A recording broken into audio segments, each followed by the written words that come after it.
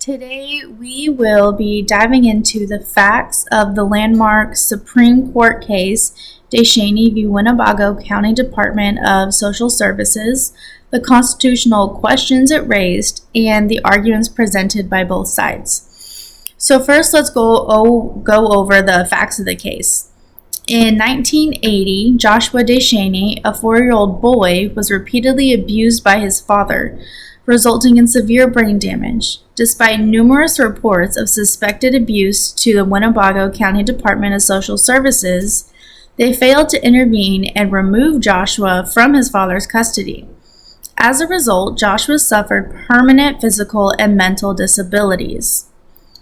So let's look at the constitutional question that this case raised. The constitutional question in DeShaney v. Winnebago County Department of Social Services was whether the failure of state employees to protect Joshua DeShaney from harm by his father constituted a violation of his rights under the 14th Amendment, specifically the right to life, liberty, and property.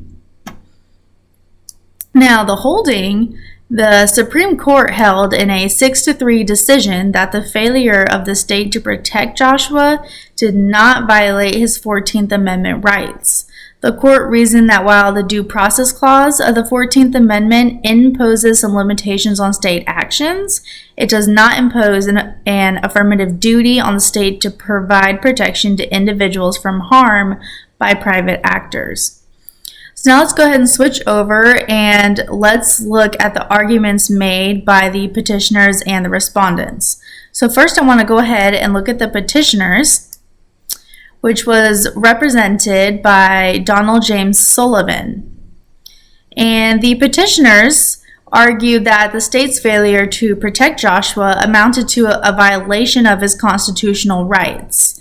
They contended that once the state became aware of the abuse and initiated an investigation, it assumed a duty to protect Joshua from harm.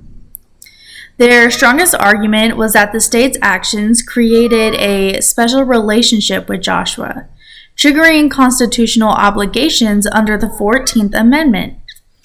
The petitioner's best argument is grounded in the idea that the state's investigative actions established a special relationship that imposed a duty to protect Joshua from harm.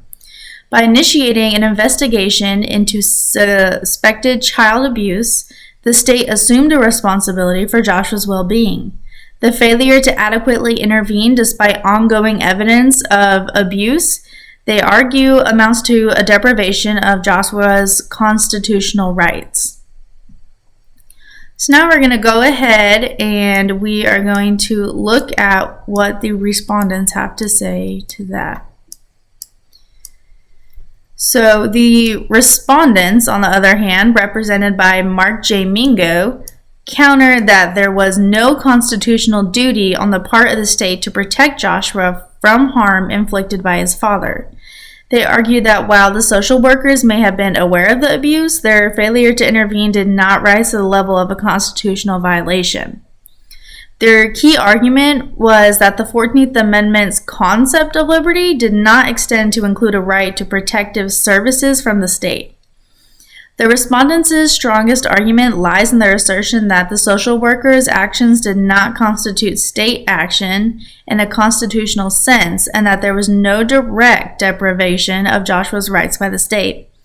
They maintain that the social workers' failure to intervene did not rise to the level of a constitutional violation, as there was no evidence of deliberate indifference or a failure to act.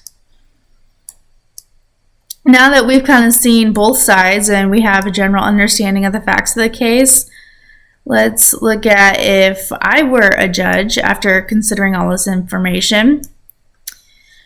I would rule in favor of the petitioners. While the respondents raised valid points about the absence of a constitutional duty, the petitioner's argument about the establishment of a special relationship between Joshua and the state through the investigation process resonated with me. The state's failure to fulfill its duty to protect Joshua from harm constituted a deprivation of his constitutional rights under the 14th Amendment.